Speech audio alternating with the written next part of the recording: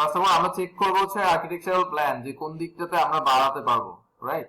So for example প্রত্যেকটা building প্রত্যেকটা কলামই কিন্তু বাড়াতে হবে। এখানে যে কলামটা আমরা আপাতত দিয়ে রাখছি এটাও অ্যারাউন্ড হচ্ছে 12 বাই হচ্ছে 20, রাইট? সো এগুলোতে যেহেতু পাস করে নাই, আমাদের প্রত্যেকটা কলামই মোটামুটি বড় করতে হতে পারে। তবে এখানে আরেকটা ব্যাপার আছে, সেটা হচ্ছে যে এই যে কলামগুলো যেটা হচ্ছে স্টেয়ার লিফটের জন্য দেওয়া হয়েছে, এখানে যদি আমরা শেয়ার ওয়াল দেই তাহলে কিছুটা হলেও এই দিকের কলামগুলা একটু প্রেসার কম আসবে বিকজ অফ দিস, কারণ এটা হচ্ছে অনেকটা লোড ক্যাপচার করতে পারে এই জায়গাটাতে। সো এইখানে আমরা আপাতত হচ্ছে যে কিছু কলাম বড় করে দিব। আমরা দেখতে পাচ্ছি যে এই কলামগুলো মোটামুটি এই দিকে বাড়তে পারে। সো এইদিকে সবগুলো কলামই হচ্ছে এই দিকটাতে বাড়বে, এই দুইটা সারিতে। সো আমরা এই ফার্স্টে কলামগুলোকে আর একটু বাড়ানোর জন্য ফার্স্টে প্রপার্টিসে যাই, দেন ডিফাইন করি রেক্টেঙ্গেল। এখানে ওয়াই দিয়ে আমরা ধরে নিচ্ছি হচ্ছে 22 বাই জেড হচ্ছে 12। জেড টা আমরা বাড়াবো না অ্যাকচুয়ালি, অথবা 24 by 12। Okay, 24 by 12 and then again. Okay, so আমরা মোটামুটি এই প্রত্যেকটা কলামই চেঞ্জ করে দিব। ফর এক্সাম্পল এগুলো এবং এগুলো, লেটস সি ফার্স্ট এগুলো চেক করে আমরা দেখব যে কি অবস্থা হয়। Okay, to make you understand what happens actually, so let's analyze. Alright, so go to okay, alright, so আমরা just এভাবেই থাকি। এবার লেটস চেক। এবার কিন্তু স্টিল পাস করে নাই কলাম, অলরাইট, নিচের column steel fail. Okay, so one thing we need to check it out, যে আমাদের কলামের এখানে কিন্তু ওরিয়েন্টেশনটা একটা বিশাল ফ্যাক্টর। ওকে, সো কলাম বড় করার আগে আমাদেরকে চেক আউট করতে হতো যে ওরিয়েন্টেশনগুলো কোন দিকে আছে, রাইট? সো আমি জাস্ট সিলেক্টে যাই, select beam parallel to Y and এবার ভিউ সিলেক্টেড অবজেক্ট অনলি। এবার যদি আমি একটু টপে যাই, টপ থেকে হয়তো বা আমরা বুঝতে পারবো যে কলামের ওরিয়েন্টেশন এক্স্যাক্টলি। সো প্রত্যেকটা কলামের ওরিয়েন্টেশনই আসলে ভুল আছে, যার কারণে কিন্তু কলামগুলো ফেল করতেছে, রাইট? ওকে, সো এবার আমরা ওরিয়েন্টেশনগুলো অ্যাকচুয়ালি ঠিক করব। এবং এখানে একটা কলাম কিন্তু স্টিল বেশিও আছে আমি দেখতে পাচ্ছি, যেটা আমরা ফার্স্ট থেকে খেয়াল করি নাই। সো আমরা এই জাস্ট এই জায়গাটা সিলেক্ট করে ডিলিট করে দিই।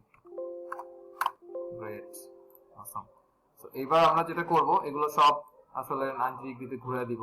সো ঘুরে দেওয়ার জন্য সিস্টেমটা হচ্ছে, আমরা ফার্স্টে প্রপার্টি পেজে যাব, যাওয়ার পরে ডান দিকে দেখবেন বেটা অ্যাঙ্গেল, বেটা অ্যাঙ্গেল ক্রিয়েট, বেটা অ্যাঙ্গেল 90 ডিগ্রি একটা বেটা অ্যাঙ্গেল ক্রিয়েট করি আমরা, এন্ড দেন এগুলো সব আসলে ঘুরে দিব। Great, and if you want we can do it also. Awesome. So let me check more other. So শুধুমাত্র এই লাইনের মাঝখানের গুলা এরকম থাকবে, আর এখানে দুইটা, আর বাকি সবই একই ডিরেকশনে চলে যাবে। সো এটা আমাদের আর্কিটেকচার প্ল্যান অনুযায়ী আসতে হবে, এবং আমরা যদি আমাদের স্ট্রাকচারাল রিকোয়ারমেন্ট অনুযায়ী দরকার হয় সেটাও আসলে বলবো, হ্যাঁ, যে এটা আমাদের এভাবে করা লাগবে।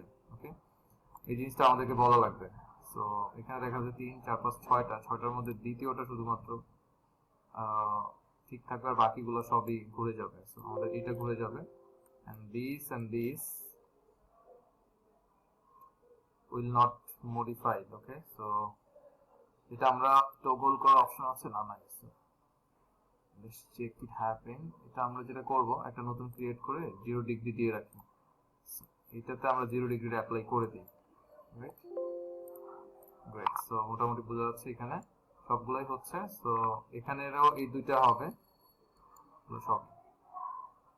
এখন যদি আমরা অ্যানালাইসিস করি, লেটস চেক কি হয়। So done, and let me check again. Control 0 এটা অফ করে দিই। So let me check, yes, এখন কিন্তু দেখা যাচ্ছে যে আগের সাইজেই কিন্তু এটা পাস করেছে। নো, আগের সাইজে না, জিনিসটা হচ্ছে এখন পাস করেছে, বাট আগের সাইজে পড়েছে কিনা এটা বলা যাচ্ছে না এই মুহূর্তে। অসাম। সো বরাবরের মতো এই কলামগুলো আবারও ফেল করতেছে, নিচের গুলো। একটা মজার জিনিস হচ্ছে যে এখানে যখন আমরা যেহেতু এখানে ক্লিয়ার কভারটা বাড়িয়েছি, সুতরাং এই জায়গায় উপরে 24 হলে নিচে আরো বেড়ে যাবে। সো তখন আপনি বাড়াই দিলে এটা পাস করে যাবে। আমি জাস্ট এই জায়গাটা একটু দেখি আবার। কংক্রিট ডিজাইনে যদি যাই, এখানে প্রায় 5% রিইনফোর্সমেন্ট আসছে। আবার এখানে যদি যাই, এখানেও 5% 3% এর মতো রিইনফোর্সমেন্ট আসছে। তার উপরে ফ্লোরে যদি যাই, এটাতে কোনো রিইনফোর্সমেন্টই দেখাচ্ছে না। Check again. এটাতে রিইনফোর্সমেন্ট আসছে, দেন এটাতে কোনো রিইনফোর্সমেন্ট দেখাচ্ছে না। And let me check upper floor, এখানে আমাদের 6% রিইনফোর্সমেন্ট আসছে। ওকে, কংক্রিট ডিজাইনে যাই, এখানে এখানে প্রায় হচ্ছে 3% রিইনফোর্সমেন্ট আসছে। এখানে 6%। সো তার মানে হচ্ছে এখানে আমাদেরকে আরো সাইজটা বড় করতে হবে, এবং যেখানে আমরা শেয়ার ওয়াল দিয়েছি আমরা সেখানে শেয়ার ওয়ালটা অবশ্যই দিব স্টেয়ারের এখানে। আর এবার আমরা একটু রিপোর্ট আউটপুটটা দেখি, আউটপুটে আমাদের কোনো ওয়ার্নিং আসছে কিনা যে হ্যাঁ এক্স্যাক্টলি। এখন দেখেন আমাদের ওই দুইটা ফ্লোরে যখনই আমরা কলামটা একটু বড় করে দিলাম, আমাদের কিন্তু এখন আর ওই ইয়েটা নাই, যেটা হচ্ছে যে সফট স্টোরি। এখানে no soft storey is detected. তো এখন যেটা করতে হবে আমাদের ডিজাইন করার জন্য, আমাদের যেই ইগুলো থাকবে, কলামগুলো থাকবে, সেগুলোকে আমাদের বড় করতে হবে। ওকে, এন্ড এখন অলরেডি এর আগে আমি কয়েকবার এগুলো দেখিয়েছি কিভাবে ইন্টারপ্রেট করতে হয় রেজাল্ট। আমরা যদি এখানে ডাবল ক্লিক করি, সো কংক্রিট ডিজাইনে যাই, তাহলে দেখতে পারবো যে আমাদের 3 কেএসআই ধরা হয়েছে 40, 60 KSI, FY, FC, area required এত, পার্সেন্টেজ এত, 18টা 4 নাম্বার বার। ওকে, এন্ড এটা কোন লোডের জন্য আসলে ডিজাইন হয়েছে এবং কোন জায়গায় এটা ফেল করে অথবা বেশি মোমেন্ট আসতেছে, সেটা হচ্ছে এন্ডে বিমের।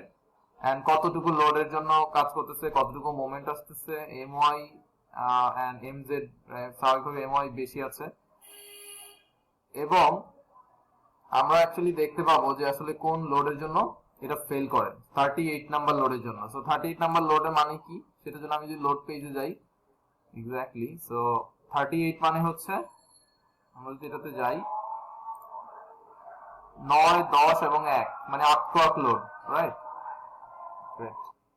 ওকে, সো জাস্ট ডাবল ক্লিক করে আমরা যখনই এখানে যাচ্ছি তখন আমরা পুরো বিষয়টাই বুঝতে পারবো। সিমিলারলি আপনি বিমেও চেক করবেন, ডাবল ক্লিক করলে আপনি হচ্ছে বিমের রিইনফোর্সমেন্টটা পাবেন। এখানে দেখা যাচ্ছে যে এই যে এরকম থাকা মানে হচ্ছে যে সামথিং রং, তখন হয়তো আমাদেরকে ভিতরে গিয়ে দেখতে হবে বিমের রেজাল্টটা, রাইট? তো তারপরে এখান থেকে আমরা মোটামুটি ওভারঅল সবকিছুই ধারণা পাবো। এন্ড যে কোনো বিম নিয়ে, লাইক এই বিমটার নাম্বার হচ্ছে 16 নাম্বার। তো আমি যদি এখন আউটপুট ফাইলে যাই, রেজাল্টে যাই, and then concrete design আসবে, জাস্ট ওয়েট করতে হবে, sometimes it takes time. So concrete design এ যাই, and then এখানে control F দিয়ে দিই, B16, দেখুন চেক করে আসে কিনা। oh sorry, so আমরা একটু সামনে যাই, it is better. beam number 327 একটু করে যাই, beam number 6, 7, 8, 9,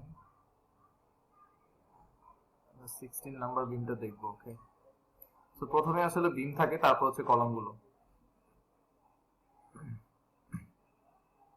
16, সো এখানে মোটামুটি আমরা যেহেতু ট্র্যাক 2 দিয়েছি, সুতরাং অনেক কিছু পেয়ে যাবেন।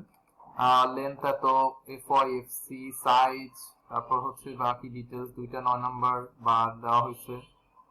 এই suitable bar arrangement could not be determined, তার মানে বিম ফেইল। এখানে আমাদের বিমটাও আসলে আর একটু বড় করতে হবে।